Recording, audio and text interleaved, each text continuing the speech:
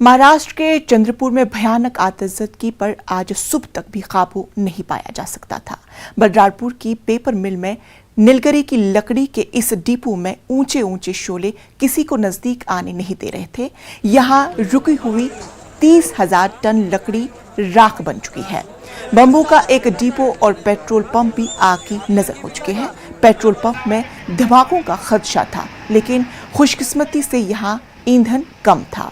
Highway construction company के दफ्तर को भी आग ने नहीं बख्शा।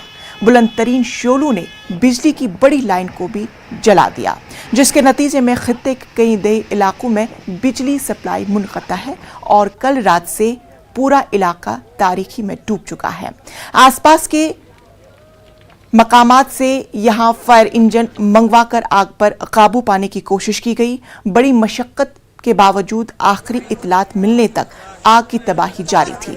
इस इलाके में जंगल को आग लग जाने का खतरा पैदा हो गया है। बताया जा रहा है कि फॉरेस्ट डिपार्टमेंट का लकड़ी का डिपो भी जल सकता है। आग से नुकसानात के अंदेशे को देखते हुए बलरामपुर सरवंचा नेशनल हाईवे आम ट्रैफिक के लिए बंद कर दी गई है।